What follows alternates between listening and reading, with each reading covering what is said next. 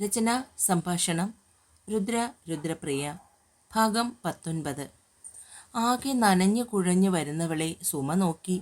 നീ കുട എടുത്തില്ലായിരുന്നോ കൊച്ചിയെ കടയിൽ പോയപ്പോൾ? അതിന് ബാല മറുപടി ചിരിയിലൊതുക്കി. ആ അമ്മ, പിന്നെ ഒരു കാര്യം മറന്നു പോയി. അന്ന് അമ്മയെ ഹോസ്പിറ്റലിൽ നിന്നും തിരികെ കൊണ്ടുവന്ന ഓട്ടോക്കാരനില്ലേ, അയാളാണ് ഇന്ന് എന്നെ ഇവിടെ കൊണ്ടാക്കിയത്. ഞാൻ കാശ് കൊടുത്തിട്ട് അയാൾ വാങ്ങിയില്ലമ്മ. അമ്മയ്ക്ക് ഓർമ്മയില്ലേ, അന്ന് സ്റ്റേഷനിലൊക്കെ നമ്മുടെ കൂടെ വന്നിട്ടുണ്ടായിരുന്നു. എന്നാലും പരിചയമില്ലാത്ത ആൾക്കാരുടെ വണ്ടിയിൽ കയറണ്ടായിരുന്നു. അമ്മയ്ക്കറിയോ അയാൾ എന്നോട് എന്താ പറഞ്ഞതെന്ന്? അയാളുടെ വീട്ടിൽ എന്നെപ്പോലെ 2 അനിയത്തിമാരുണ്ടെന്ന്. അതുകൊണ്ടാണ് അന്നത്തെ ഇവിടുത്തെ അവസ്ഥ കണ്ട് അയാൾക്ക് പോകാൻ തോന്നാത്തതെന്ന്. എല്ലാവരും നമ്മൾ വിചാരിക്കുന്നത് പോലെ ഒന്നുമല്ല. അപൂർവം ചില ആൾക്കാർ കാണും ഇപ്പോഴും മനസാക്ഷി മരവിക്കാത്തവർ. അതിലൊരാളാണ് ആ ഓട്ടോക്കാരനും. നനഞ്ഞ വേഷം മാറി ലക്ഷ്മിയുടെ റൂമിന് മുന്നിലേക്ക് ചെല്ലുമ്പോൾ ആരോടോ കാര്യമായ ഫോൺ സംഭാഷണത്തിലാണ്. അടക്കി പിടിച്ചുള്ള സംസാരം കേട്ടുകൊണ്ടാണ് ബാല അകത്തേക്ക് ചെന്നത്. ബാലയെ കണ്ടതും അവൾ വേഗം ഫോൺ കട്ടാക്കി. സദാസമയവും ഈ ഫോണിലുള്ള നിന്റെ ഈ സംസാരം ഞാൻ കാണുന്നുണ്ട്. 20 വയസ്സേ കഴിഞ്ഞിട്ടുള്ളൂ, ഓർമ്മ വേണം. ഇവിടുത്തെ ഈ ബുദ്ധിമുട്ടുകൾക്കിടയിലും നിന്നെ ദൂരെ അയച്ച് പഠിപ്പിക്കുന്നത് പഠിക്കാനുള്ള നിന്റെ ആഗ്രഹം കൊണ്ട് മാത്രമാണ്. എന്നെ ഭരിക്കാൻ വരരുതെന്ന് നിങ്ങളോട് പലതവണ ഞാൻ പറഞ്ഞിട്ടുണ്ട്. നിങ്ങളിപ്പോൾ കാണിക്കുന്ന ഈ ഭരണം ഉണ്ണിക്കുട്ടനോട് മതി, എന്നോട് വേണ്ട. ഈ വീട്ടിൽ നിങ്ങളെക്കാൾ ഒരു പടി അവകാശം കൂടുതൽ എനിക്ക് തന്നെയാണ്. അതിൽ മനസ്സ് വെച്ചുകൊണ്ട് വേണം എന്നോട് വല്ലതും പറയാൻ. എന്ത് പറഞ്ഞാലും തർക്കുത്തരം പറയുന്ന അവളോട് പിന്നീട് ഒന്നും പറയാൻ നിൽക്കാതെ ബാല റൂമിന് പുറത്തേക്ക് ഇറങ്ങി. ബാലേച്ചി എന്തിനാ ചെറിയേച്ചിയോട് സംസാരിക്കാൻ പോകുന്നത്? അത് നന്നാവുന്നതൊന്നും അല്ല. ഉണ്ണിക്കുട്ടൻ പറയുമ്പോൾ അവൻ്റെ മുടിയിൽ ഉലച്ചുകൊണ്ട് ബാല അടുക്കളയിലെ ബാക്കി പണിയിലേക്ക് തിരിഞ്ഞു. രാത്രത്തേക്കുള്ള ഉപ്പുമാവുണ്ടാക്കി കട്ടൻ ചായയും ഇട്ട് അമ്മയുടെ അടുത്തേക്ക് വരുമ്പോഴാണ് മൊബൈൽ റിങ് ചെയ്യുന്നത്. പരിചയമുള്ള നമ്പർ ആയതുകൊണ്ട് തന്നെ അവൾ വേഗം കോൾ അറ്റൻഡ് ചെയ്തു. ബാലമോളെ, സുഖമാണോ? എത്ര ദിവസമായി നിന്റെ ശബ്ദം കേട്ടിട്ട്? മംഗളത്തമ്മ വിശേഷങ്ങൾ ഓരോന്നായി ചോദിക്കുമ്പോൾ അതിനെല്ലാം കൃത്യതയോടുകൂടി ബാല മറുപടി പറഞ്ഞു. അവിടുത്തെ വിശേഷങ്ങൾ അമ്മ പറഞ്ഞില്ലല്ലോ ഇതുവരെ. അവളുടെ വിശേഷങ്ങളെല്ലാം പറഞ്ഞു കഴിഞ്ഞപ്പോൾ ബാല ചോദിച്ചു, ഇവിടെ ഇപ്പോൾ എന്ത് വിശേഷം? കമലം ഒരാഴ്ച ലീവാണ്. ആരുടെയോ കല്യാണം. അതുകൊണ്ട് കഴിഞ്ഞ ദിവസം ശങ്കരനായിരുന്നു അടുക്കളയിൽ. ഇന്ന് വൈകുന്നേരമായപ്പോൾ തലചുറ്റി വീണു. പിന്നെ അച്ചു ഹോസ്പിറ്റലിൽ കൊണ്ടുപോയി. BP ലോയായി. ടാബ്ലറ്റ് ഒന്നും കൃത്യമായി കഴിക്കുന്നില്ല. എന്നെയും വീട്ടിൽ കൊണ്ടാക്കിയിട്ട് വരുന്ന വഴിയാണ് അച്ചു മോളെ കണ്ടത്. ഇവിടെ ഇപ്പോൾ എൻ്റെയും അച്ചുവിൻ്റെയും കാര്യമല്ല, മോനൂട്ടൻ്റെ കാര്യമാണ് കഷ്ടം. പിന്നെ അമ്മയുടെ കാലിന് എങ്ങനെയുണ്ട്? കുറവുണ്ടോ മോളെ? ഇനി എന്ന് ചെല്ലണമെന്നാ ഡോക്ടർ പറഞ്ഞത്? പിന്നെയും ബാലയുടെ വിശേഷങ്ങളിൽ തിരിഞ്ഞു മംഗലത്തമ്മ. ഇവിടെ ഇപ്പോൾ വലിയ പ്രശ്നമൊന്നുമില്ല അമ്മേ. മിക്കവാറും 1-2 ദിവസം കൂടി കഴിയുമ്പോൾ അമ്മയുടെ കാലിലെ സ്റ്റിച്ച് ഇളക്കാൻ കൊണ്ടുപോകേണ്ടി വരും. എന്നാൽ ശരി, മോള് വെച്ചോ. ഫോൺ കട്ട് ചെയ്യുമ്പോൾ ബാലയ്ക്ക് വല്ലാത്ത വിഷമം തോന്നി. ഫോൺ വന്നതിന് ശേഷം തെളിച്ചമില്ലാതിരിക്കുന്ന ബാലയുടെ മുഖം കണ്ടിട്ടാണ് സുമ വിവരം തിരക്കിയത്. മംഗളത്തമ്മ പറഞ്ഞ കാര്യങ്ങളെല്ലാം സുമയോട് പറയുമ്പോൾ അവൾക്കും വിഷമം തോന്നി. പൊടി കുഞ്ഞിനെയും ഇട്ട് വയ്യാത്ത കാലും വെച്ചുകൊണ്ട് മംഗളത്തമ്മ എന്ത് ചെയ്യാനാണ്? നിന്നോട് അവിടെ ചെന്ന് സഹായിച്ചു കൊടുക്കണമെന്ന് പറയണമെന്നുണ്ട്. പക്ഷേ ഇവിടുത്തെ ജോലിയും അവിടുത്തെ ജോലിയും എല്ലാം കൂടി നീ എങ്ങനെ ചെയ്യും മോളെ? ബാലയും അതിനെക്കുറിച്ച് ആലോചിച്ചെങ്കിലും അമ്മയോട് മറുപടി ഒന്നും പറയാതെ അവൾ അവളുടെ ജോലികൾ തുടർന്നു. രാത്രിയിൽ ഉറങ്ങാൻ കിടന്നിട്ടും ബാലയ്ക്ക് ഉറങ്ങാൻ പറ്റുന്നുണ്ടായിരുന്നില്ല. കരയുന്ന മോനൂട്ടൻ്റെ മുഖം മാത്രമായിരുന്നു അവളുടെ മനസ്സ് നിറയെ. എങ്ങനെയെങ്കിലും നേരം വെളുപ്പിച്ചു. പതിവായി 5:30 മണിക്കാണ് അലാറം വയ്ക്കുന്നതെങ്കിൽ അന്ന് അവൾ പുലർച്ചെ 4 മണിക്ക് തന്നെ എഴുന്നേറ്റു. അമ്മയെയും ഉണ്ണിക്കുട്ടനെയും ഉണർത്താതെ അടുക്കളയിലേക്ക് പോയി. രാവിലത്തെ കാപ്പിയും ഉച്ചത്തെ ഊണും സഹിതം ഉണ്ടാക്കി വെച്ചു. 6 മണിയായപ്പോൾ എല്ലാ ജോലിയും തീർത്ത് കുളിയും കഴിഞ്ഞ് അമ്മയ്ക്കുള്ള കട്ടൻ ചായയുമായി റൂമിലേക്ക് വന്നു. ആഹാ, നീ ഇന്ന് നേരത്തെ എഴുന്നേറ്റോ? സുമ എഴുന്നേറ്റ് കട്ടൻ ചായ കൈനീട്ടി വാങ്ങി. എല്ലാം ഉണ്ടാക്കി വെച്ചിട്ടുണ്ട് അമ്മേ. ഉണ്ണിക്കുട്ടൻ സ്കൂളിൽ പോകുന്നതിന് മുമ്പ് അമ്മയ്ക്ക് കാപ്പിയും ചോറും ഒക്കെ എടുത്ത് തരാൻ പറഞ്ഞാൽ മതി. ഞാനൊന്ന് പൊന്നുമംഗലം വരെ പോകുന്നു. അവിടെ ശങ്കരമ്മാവനും കൂടി ഇല്ലെങ്കിൽ ആകെ അവതാളത്തിലാകും. മോനൂട്ടനും അമ്മയും ആദിസാറും ഇപ്പോൾ തന്നെ നമുക്ക് ഒരുപാട് ഉപകാരങ്ങൾ ചെയ്തു കഴിഞ്ഞു. ഈ അവസ്ഥയിൽ അവർ ബുദ്ധിമുട്ടുമ്പോൾ എന്നെക്കൊണ്ടാവുന്നത് ചെയ്യണ്ടേ? ഞാൻ പോയിട്ട് വരാം അമ്മേ. നിന്റെ തീരുമാനമാണ് മോളെ നല്ലത്. ഞാൻ പിന്നെ നിന്നോട് എങ്ങനെ ഇത് പറയുമെന്നോർത്താണ് ഒന്നും മിണ്ടാത്തത്. മുടി കുളിപ്പിന്നൽ പിന്നി തലേ ദിവസം മഴയായതുകൊണ്ട് നനച്ചിട്ടിരുന്ന ചുരിദാറുകളൊന്നും തന്നെ ഉണങ്ങിയില്ല. അതുകൊണ്ട് തന്നെ ഒരുവിധം വൃത്തിയുള്ള ധാവണിയാണ് ഉടുത്തുകൊണ്ടിറങ്ങിയത്. സാധാരണ അമ്പലത്തിൽ പോകുമ്പോഴൊക്കെ ധാവണി പതിവുള്ളൂ. പൊന്നുമംഗലത്തിൻ്റെ ഗേറ്റ് കടന്ന് അകത്തേക്ക് കയറുമ്പോൾ കണ്ടു മുൻവശത്തെ വാതിൽ തുറന്നു കിടപ്പുണ്ട്. അപ്പോൾ തന്നെ മനസ്സിലായി വാതിലും ചാരി ആദ്യ ജോഗിങ്ങിന് പോയിട്ടുണ്ടാകുമെന്ന്. നേരെ മംഗലത്തമ്മയുടെ മുറിയിലേക്ക് ചെല്ലുമ്പോൾ അമ്മ ഉണർന്നെഴുന്നേറ്റിരിപ്പുണ്ട്. മുറി തുറന്ന് അകത്തേക്ക് വരുന്ന ബാലയെ കണ്ടപ്പോൾ ശരിക്കും അവർ ഞെട്ടിപ്പോയി. മോൾ എന്താ ഈ സമയത്ത്? ഇവിടെ ആരുമില്ലാതിരിക്കുമ്പോൾ എനിക്ക് എങ്ങനെ അമ്മയെ സമാധാനത്തിൽ അവിടെ ഇരിക്കാൻ പറ്റുന്നത്? നേരം വെളുത്ത് വരുന്നതേയുള്ളൂ. അമ്മ വേണമെങ്കിൽ അല്പം കൂടി കിടന്നോ, ഞാൻ ചായ ഉണ്ടാക്കിയിട്ട് വിളിക്കാം. അതും പറഞ്ഞുകൊണ്ട് ബാല മുറിയിൽ നിന്നും പുറത്തേക്കിറങ്ങി. ചായയ്ക്കുള്ള വെള്ളം സോസ് പാനിൽ വച്ചതിന് ശേഷം അവൾ ഫ്രിഡ്ജിലിരുന്ന പാല് പുറത്തേക്ക് എടുത്തു വച്ചു. പിന്നാമ്പുറം വഴി ഇറങ്ങി ചൂലുമെടുത്ത് മുറ്റമടിച്ചു. മുറ്റമടിച്ചു കഴിഞ്ഞ് നേരെ കയ്യും കഴുകി അടുക്കളയിലേക്ക് കയറുമ്പോൾ വെള്ളം തിളച്ചിരുന്നു. ഏലക്കയും ഇഞ്ചിയും ചതച്ചിട്ട് തേയിലപ്പൊടിയും ചേർത്ത് നന്നായി തിളപ്പിച്ച് പാലും ഒഴിച്ച് തിളച്ചതിന് ശേഷം പകുതിയോളം എടുത്ത് ഫ്ലാസ്കിൽ ഒഴിച്ച് അടച്ചു വെച്ചു. ഒരു ഗ്ലാസ് ചായയും എടുത്ത് അമ്മയുടെ റൂമിൽ ചെല്ലുമ്പോൾ ഉറക്കമാണ്. അതുകൊണ്ട് തന്നെ വിളിക്കാതെ തിരികെ വന്നു. ആ ചായയും കുടിച്ചുകൊണ്ട് ബാല വരുമ്പോൾ കയ്യിൽ കരുതിയിരുന്ന മാവ് മറ്റൊരു പാത്രത്തിലേക്ക് പകർന്ന് ഇളക്കി വെച്ചു. ഫ്രിഡ്ജ് തുറന്നപ്പോൾ 3-4 തക്കാളിയും ഒരു കഷ്ണം വെള്ളരിക്കയും മാത്രമേ ഉണ്ടായിരുന്നുള്ളൂ. ഒരു കവറിൽ ഉണങ്ങിയ അല്പം മല്ലിയിലയും കറിവേപ്പിലയും. അല്ലാതെ പച്ചക്കറി എന്ന് പറയാൻ വേറെ ഒന്നുമില്ല. പാചകത്തിലിരിക്കുന്ന പാത്രങ്ങൾ തുറന്നു നോക്കുമ്പോൾ കുറച്ച് സാമ്പാർ പരിപ്പും കിട്ടി. പിന്നീട് ഒന്നും ആലോചിച്ചില്ല. കുക്കർ എടുത്ത് അത് നന്നായി കഴുകി കുറച്ച് കൊച്ചുള്ളിയും തക്കാളിയും വെള്ളരിക്കയും മറ്റ് ചേരുവകളും ചേർത്ത് കുക്കർ അടുപ്പത്ത് വെച്ചു. ഏകദേശം 4-5 വിസിൽ കഴിഞ്ഞപ്പോഴേക്കും കുക്കർ അടച്ചു മാറ്റി താഴെ വെച്ചു. ദോശക്കല്ല് കഴുകി അടുപ്പിന്മേൽ വെച്ചു. മാവ് ഉപ്പും ചേർത്ത് ഇളക്കി ദോശ ചൂടാൻ ആരംഭിച്ചു. കുക്കറിൻ്റെ ആവി പോയി നന്നായി തണുത്ത ശേഷം അത് തുറന്ന് തവി കൊണ്ടിളക്കി ഉപ്പ് നോക്കുമ്പോൾ ആവശ്യമായ ചേരുവകളും കൂടി ചേർത്ത് കടുകും താളിച്ചു. അല്പമെടുത്ത് കയ്യിലൊഴിച്ച് രുചിച്ചു നോക്കുമ്പോൾ കൊള്ളാം, തരക്കേടില്ല. കുറച്ചധികം ദോശയും ചുട്ട് സാമ്പാറും ഒരു പാത്രത്തിലേക്ക് പകർന്നു. ജോഗിങ് കഴിഞ്ഞു വരുമ്പോൾ മുൻവശത്തെ വാതിൽ തുറന്നു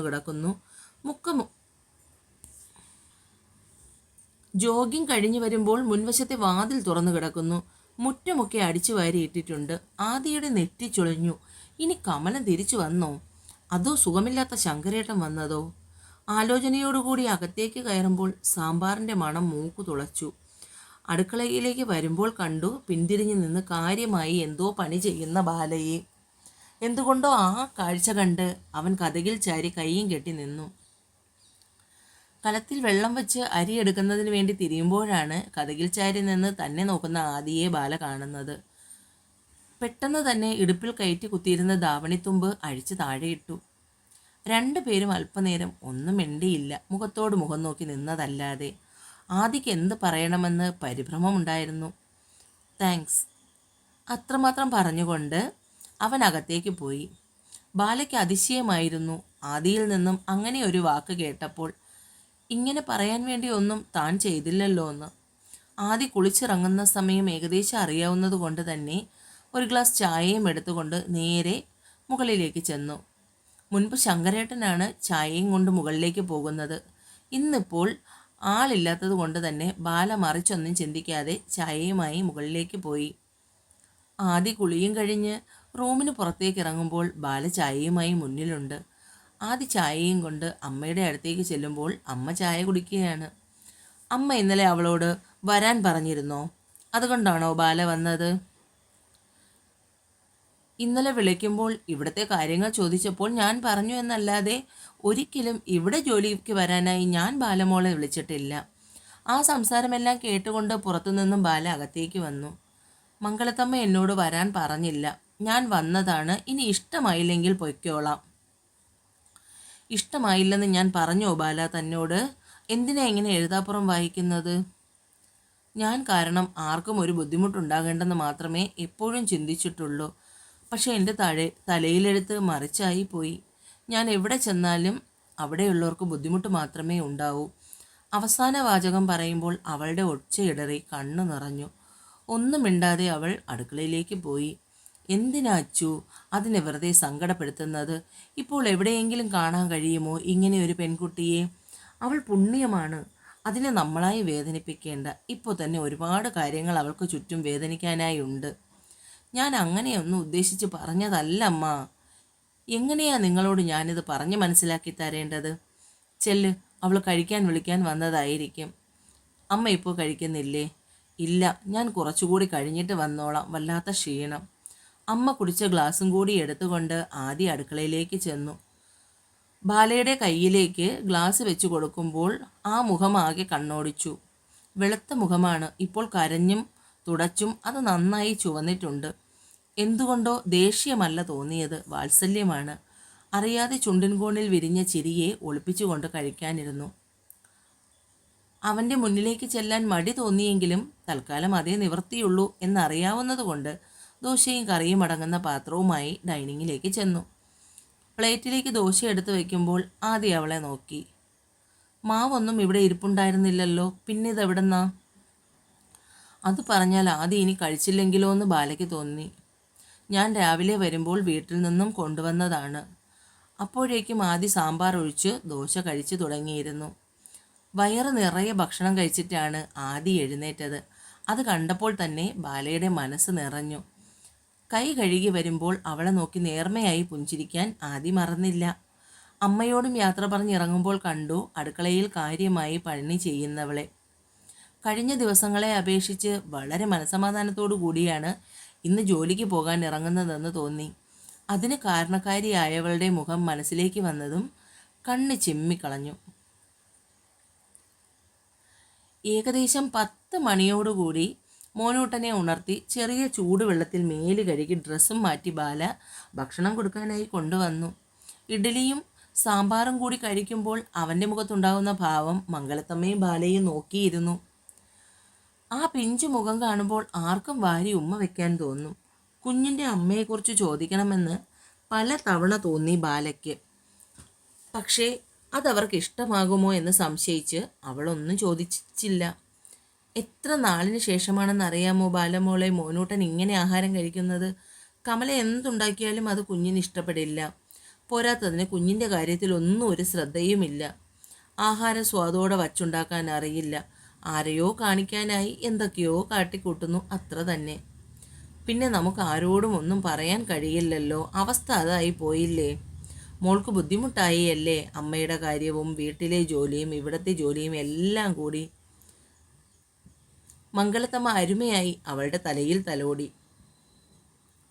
അങ്ങനെ ബുദ്ധിമുട്ടൊന്നുമില്ല അമ്മേ. രാവിലെ അല്പം നേരത്തെ എഴുന്നേൽക്കേണ്ടി വന്നു, അത്രയേ ഉള്ളൂ. വീട്ടിലത്തേക്കും ഭക്ഷണമെല്ലാം ഉണ്ടാക്കിയതിന് ശേഷമാണ് ഞാൻ വന്നത്. അമ്മയ്ക്കിപ്പോൾ ചെറുതായി കാല് നിലത്തൂന്നി നടക്കാൻ പറ്റും. കഴിഞ്ഞ തവണ പോയപ്പോൾ ഡോക്ടർ പറഞ്ഞിരുന്നു ചെറുതായി പിടിച്ച് നടക്കണമെന്ന്. ബാക്കിയുള്ള കാര്യങ്ങളൊക്കെ ഞാൻ ചെയ്തിട്ടാണ് വരുന്നത്. പെട്ടെന്ന് ഇവിടെ ആരുമില്ലെന്നറിഞ്ഞപ്പോൾ മനസ്സിന് വല്ലാത്ത വിഷമം തോന്നി. ഞാൻ വന്നു എന്നറിയുമ്പോൾ കമലേച്ചിക്ക് ദേഷ്യമാവുമല്ലേ? എൻ്റെ കുട്ടി, അതൊന്നും കാര്യമാക്കണ്ട. നമുക്ക് ആരെയും പ്രീതിപ്പെടുത്തി ജീവിക്കാൻ കഴിയില്ല. മോനൂട്ടനെ കുളിപ്പിക്കാനുള്ള സമയമായപ്പോൾ ബാല അവനെ ഓയിലും മറ്റും തേച്ച് അല്പനേരം ഇരുത്തി. അതിനുശേഷമാണ് അവൾ കുളിപ്പിക്കാനായി കൊണ്ടുപോയത്. കുളി കഴിഞ്ഞപ്പോൾ തന്നെ ചെറുക്കന് വല്ലാത്ത സന്തോഷം. പിന്നെ അവന് ഉച്ചയ്ക്കുള്ള ഊണും കൊടുത്ത് കിടത്തി ഉറക്കി. അതിനുശേഷമാണ് മംഗലത്തമ്മയുടെ ഫിസിയോതെറാപ്പി ചെയ്ത കാലൊഴിഞ്ഞു കൊടുത്തത്. കഴുകാൻ മാറ്റിയിട്ടിരുന്ന ഡ്രസ്സും ഉച്ചയ്ക്ക് ആദ്യം ഭക്ഷണം കഴിക്കാൻ വരാത്തത് താൻ വന്നത് ഇഷ്ടമാകാത്തത് കൊണ്ടാണെന്ന് ബാലയ്ക്ക് തോന്നി. ഞാൻ വന്നത് ഇഷ്ടമാവാത്തത് കൊണ്ടാണോ അമ്മേ ആദി സാർ കഴിക്കാൻ വരാത്തത്? എൻ്റെ പൊന്നു കുഞ്ഞേ, അതൊന്നുമല്ല കാര്യം. ഇന്ന് അത്യാവശ്യമായി മഹാരാഷ്ട്രയിൽ നിന്ന് ഏതോ കമ്പനിക്കാരുമായി ബന്ധപ്പെട്ട് ഓഫീസിൽ വരുന്നതിൻ്റെ തിരക്കിലാണെന്ന് എന്നെ വിളിച്ചു പറഞ്ഞു. അല്ലാതെ നീ വന്നതുകൊണ്ടൊന്നുമല്ല. ആദ്യം നീ ഈ വക ചിന്തയൊക്കെ മാറ്റ്. ഇവിടെ എല്ലാവർക്കും നിന്നെ ഇഷ്ടമാണ്, ആദിക്കും. ഒരുപാട് നേരമായി അമ്മ ഇരിക്കുകയല്ലേ, വേണമെങ്കിൽ അല്പനേരം കിടന്നോ. അപ്പോഴേക്കും എനിക്ക് അല്പം ജോലി കൂടി ബാക്കിയുണ്ട്. അതെന്താണെന്നുള്ള ഭാവത്തിൽ മംഗലത്തമ്മ നോക്കി. വീട് മുഴുവനും അഴുക്കും പൊടിയും പിടിച്ച് കിടക്കുകയാണ്. അമ്മ ഉറങ്ങി എഴുന്നേൽക്കുമ്പോഴേക്കും ഞാൻ എല്ലായിടവും ഒന്ന് തൂത്ത് വൃത്തിയാക്കിയിടാം. മോനൂട്ടനുള്ളതല്ലേ, ചിലപ്പോൾ പെട്ടെന്ന് അലർജി വല്ലതും ഉണ്ടായതല്ലോ. കുഞ്ഞല്ലേ അവൻ.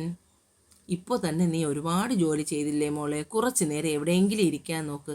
അതൊക്കെ ആ കമലം വരുമ്പോൾ ചെയ്തോളും. അതൊന്നും സാരമില്ല, എന്തായാലും ആ ഒരു ജോലിയും കൂടി ചെയ്തിട്ടിരിക്കാം. പറഞ്ഞുകൊണ്ട് നേരെ അടുക്കളയിൽ പോയി ബക്കറ്റും മോപ്പും എടുത്തു വന്നു. എല്ലായിടവും തൂത്തു തുടച്ച് ഏകദേശം 2 മണിക്കൂർ വേണ്ടി വന്നു ഈ വക ജോലിയൊക്കെ ചെയ്യാൻ. എല്ലാം കൂടി കഴിഞ്ഞപ്പോഴേക്കും ബാലയ്ക്ക് ഒട്ടും വയ്യ എന്ന അവസ്ഥയായി. വൈകുന്നേരം ചായയും ഉണ്ടാക്കി രാത്രിയിലെ ചപ്പാത്തിയും ഉണ്ടാക്കി വെച്ച് കഴിഞ്ഞപ്പോഴേക്കും മണി 5 ആയി. ഇനിയും നിന്നാൽ വൈകുമെന്നറിയാവുന്നത് കൊണ്ട് കയ്യും കാലും മുഖവും കഴുകി അവൾ മംഗലത്തമ്മയുടെ അടുത്തേക്ക് വന്നു യാത്ര പറഞ്ഞു. മോനൂട്ടൻ കരഞ്ഞുകൊണ്ട് അവളുടെ നേർക്ക് കൈ നീട്ടിയെങ്കിലും മുഷിഞ്ഞിരിക്കുന്നത് കാരണം കുഞ്ഞിനെ എടുത്തില്ല. അവൻ്റെ ഉള്ളം കാലിൽ അമർത്തി ഉമ്മയും കൊടുത്ത് അവിടെ നിന്നിറങ്ങി. വീട്ടിലെത്തുമ്പോൾ ഉണ്ണിക്കുട്ടൻ സ്കൂൾ വിട്ട് വന്ന് ഭക്ഷണം കഴിച്ച് അവളെയും കാത്തിരിപ്പാണ്. ബാല വന്നിട്ട് വേണം അവന് പറമ്പിൽ കളിക്കാൻ പോകാൻ. അവൾ വേഗം അടുക്കളയിലേക്കാണ് കയറിയത്, അമ്മയ്ക്ക് ചായ ഇട്ട് കൊടുക്കാനായി. സ്ലാബിന് പുറത്ത് വാരിയിട്ടിരിക്കുന്ന പാത്രങ്ങൾ കണ്ടപ്പോൾ ബാലയ്ക്ക് അടിമുടി ദേഷ്യം വന്നു. അവൾ നേരെ ലക്ഷ്മിയുടെ റൂമിലേക്ക് ചെന്നു. പതിവ് പോലെ ഫോണിൽ സംസാരിച്ചു കൊണ്ടിരിക്കുകയായിരുന്ന ലക്ഷ്മി അവളെ കണ്ടപ്പോൾ ഫോൺ മാറ്റി വെച്ചു. പ്രായപൂർത്തിയായ പെൺകുട്ടിയല്ലേ ലക്ഷ്മി നീ? കഴിച്ച പാത്രങ്ങൾ കഴുകി വയ്ക്കാനുള്ള സാമാന്യ ബോധം പോലും നിനക്കില്ലേ? ഞാൻ കഴിച്ച പാത്രം കഴുകി വെച്ചിട്ടുണ്ട്. മറ്റുള്ളവർ കഴിക്കുന്നത് കഴുകേണ്ട ആവശ്യം എനിക്കില്ല. നിങ്ങളുടെ പാട് നോക്കിപ്പോയേ. നീ മറ്റുള്ളവരെന്ന് ഉദ്ദേശിച്ചത് അമ്മയെയും ഉണ്ണിക്കുട്ടനെയും ആണോ? നിങ്ങൾക്ക് അങ്ങനെ തോന്നിയെങ്കിൽ അങ്ങനെ തന്നെ. നിനക്ക് എങ്ങനെ ലക്ഷ്മി ഇതൊക്കെ പറയാൻ പറ്റുന്നത്? സുഖമില്ലാതെ ഇരിക്കുന്ന അമ്മ കഴിച്ച പാത്രം കഴുകിയെന്ന് പറഞ്ഞ് നിനക്ക് എന്ത് പറ്റാൻ പോകുന്നു? അതുപോലെ ഉണ്ണിക്കുട്ടൻ നമ്മുടെ അനിയനല്ലേ. അവൻ കഴിച്ച പാത്രം കൂടി കഴുകി വെച്ചാൽ നിന്റെ കയ്യിലെ വള ഊരിപ്പോകുമോ? കുറച്ച് നാളായി ഞാൻ കാണുന്നു നിന്റെ ഓരോ കോപ്രായങ്ങൾ. ഒന്നും പറയാത്തത് കൊണ്ടാണ് നിനക്ക് ഇത്രയും. 24 മണിക്കൂറും മുറിയിൽ കയറി ഫോണും പിടിച്ചിരിക്കാൻ ആരാടി നിന്നെ ഇത്രയ്ക്ക് വിളിക്കുന്നത്? ലക്ഷ്മിയുടെ കയ്യിലിരിക്കുന്ന ഫോൺ ബാല പിടിച്ചു വാങ്ങി. നിങ്ങളിത് എന്ത് പണിയാ കാണിക്കുന്നത്? എൻ്റെ ഫോൺ തിരിച്ചതാ. ലക്ഷ്മി ഫോണിന് വേണ്ടി ബാലയോട് വല്ലാതെ ദേഷ്യപ്പെടുകയും അവർ തമ്മിൽ പിടിവലി നടക്കുകയും ചെയ്തു. അപ്പോഴേക്കും മൊബൈലിലേക്ക് കോൾ വരുന്നുണ്ടായിരുന്നു. ഇടത് കൈകൊണ്ട് ലക്ഷ്മിയെ തള്ളി മാറ്റി ബാല ആ കോൾ അറ്റൻഡ് ചെയ്തു. ഹലോ. പെട്ടെന്ന് ഞാൻ ചോദിച്ചത് താ. ഫോണിലൂടെയുള്ള അശ്ലീല ചുവയോടുകൂടിയുള്ള സംസാരം കേട്ടപ്പോൾ ബാല ദേഷ്യത്തിൽ ഫോൺ നിലത്തേക്ക് വലിച്ചെറിഞ്ഞു. അതേ വേഗത്തിൽ തന്നെ വലത് കൈ ഉയർത്തി ലക്ഷ്മിയുടെ കവിളിൽ ആഞ്ഞടിച്ചു. ഇതാണോടി നീ സദാസമയവും ഫോണും കൊണ്ട് മുറിയിൽ അടയിരിക്കുന്നത്? ബാലയുടെ അപ്പോഴത്തെ ദേഷ്യം കണ്ടപ്പോൾ ലക്ഷ്മി ഒരു ചുവട് പിന്നിലേക്ക് വേയിച്ചുപോയി. പ്രിയ കൂട്ടുകാരെ, എൻ്റെ കഥ വായിക്കുകയും കേൾക്കുകയും ചെയ്യുന്നവർ സബ്സ്ക്രൈബ് കൂടി ചെയ്യണേ. നിറയെ സ്നേഹത്തോടെ രുദ്ര.